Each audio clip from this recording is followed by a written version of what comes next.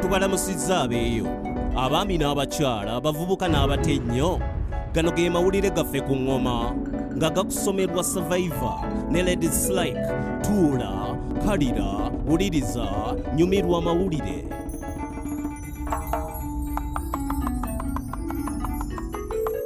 Abantu akakadde kamu be bateeberezebwa okuba n'akawuka ka mukenenya mu Uganda ng'era omuwendo gw'abantu abakwatibwa akawuka ka mukenenya gweyongedde okulinnya. Abavubuka ab'obuwala be basinga okukwatibwa akawuka ka mukenenya naye omuwendo gw'abaana abakwatibwa obulwadde bwa mukenenya beeyongedde okukendeera. Yadde nga kati abalwadde bangi basobola okukyusibwako amalagala ga ARVs mu Uganda, y'embeera y'okusosolwa eremeddwa okunogerwa eddagala ekizaalidde abalwadde ba mukenenya bangi ekirwadde ky'okunakuwala ne kireetera n'abalwadde abalala okulekeraawo okumira eddagala. Eno y'emu ku nsonga lwaki omusawo Ethel Nakimuli Empungu yatandikawo enkola ey'okulwanyisa n'okujjanjaba obunyiikaavu mu balwadde ba mukenenya. Dr. Nakimuli kati asobola okugatta ekirabo kya Elsevier Foundation Award ku byafunye mu bujjanjabi. Ono yabadde omu ku bawanguzi abataano abaweereddwa kino ekirabo ku ebyo bye batuuseeko mu ssaayansi. Bano abakyala batenderezebwa olw'okwagaza abawala abato emisomo gya ssaayansi okuviira ddala wansi. Kino ekitongole kya Elsevier Foundation abawala bali mu misomo gya ssaayansi bye kirondoola nga bano abawala bali mu nsi ezikyakula era nga baakatandika okukola.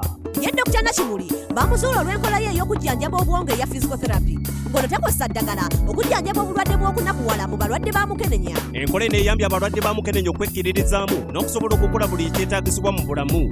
Kati Dr. Nakimuli agezaako okukola n'amalwaliro okugatta eno enkola ku bujjanjabi bwa mukenenya atalaga n'ebyalo ng'amanyisa abantu akabi akava mu kunakuwala n'okusosolwa. Newsbeat eyozaayoza Dr. Ethel Nakimuli olw'okwetikka Elsevier Foundation Award ey'omwaka guno awamu ne banne okuva mu nsi za Indonesia, Peru, Nepal ne Yemen abatuuse ku buwanguzi buno.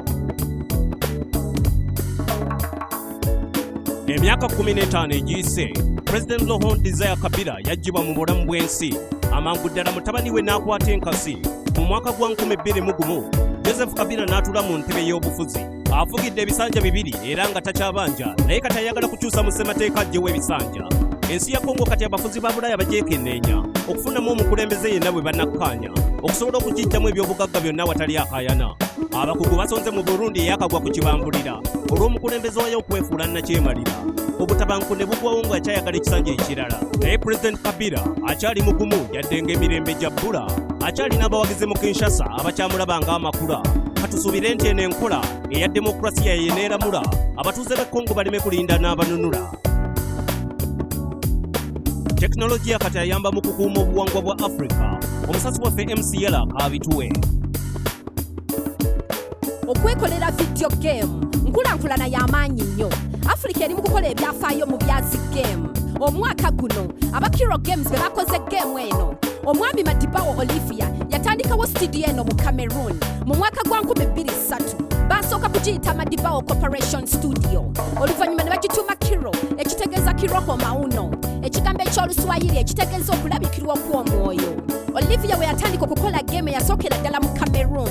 Yalina $10 nga n'amasannyalaze gabutawaanya. Obuzibu bwe yalina bwali bwa kufuna bwamuteekamu lupiiya.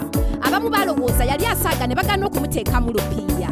Okutuusa Ministry ya Art n'ebyobuwangwa we yabakkiririzaamu. Ekintu kye bali basinga okwetaaga okutwalibwa bali serious era abali ku mulamwa. Oliver okwagala okutuukiriza ekirooto kye yakuba campaign bw'atyo n'asolooza ensimbi okuva mu bantu ezawera $5,000 ejja $. Aurion okuva mu Corey Odan ali mu nsi y'omubwengula Auriona ng'era omuzira waayo ye Enzo Corey Odan omulangira w'ezzama. Ensi yaabwe yakatemba mu by'obufuzi. Enzo ne mukyala we Erin balina okulwanira entebe. Bakozesa amaanyi g'ebyobuwangwa bwabwe okutaasa amaka gaabwe. Oliver agamba kana kazannyo ka bukodyo kalimu enkyukakyuka mu Bafirika nga kwotadde ebyobufuzi mu mawanga. Orion asinzira ku nzikiriza yedda ng'oggyeko Desktop Dungeon ne Brofos ezitalaga nsibuko ya Kifirika. Eno studio yayagala kugaziwa ekole ne cartoon. Kirelesa enkulaakulana n'omutindo mu Cameroon ne mu Afrika yonna okutwaliza awamu. Nsigadde nze MC Yala nga mbaweereza ku Newsbeat. Webale nnyo MC Yala nako gatutuusaako. Aba-America Netflix bakulaakulanye ne batuuka mu nsi 19 naye aba-Iroko bakyusizza olugero bwe bawadde omukisa eggwanga okwerolera ku byengere bya Nollywood ebiva ku butaka. Aba-Iroko TV bafuna miliyoni za $99 okuva mu bamusiga nsimbi nga Canal Plus okuva mu Bufaransa okubayamba okubuna buli wamu. Bano bakozesa simu era gwagikozesa oba olina okudawunilodinga app yaabwe. era ensimbi oba osasula za mwezi olwo nno ebinigeria n'obanga obyota buliro kubanga data mu nsi ezisinga mu afirika wa bbeeyi nnyo. Abayiroko TV bakola app ngene tasaba mfuna mpola abatasobola kugula bbanda ez'ebbeeyi zino.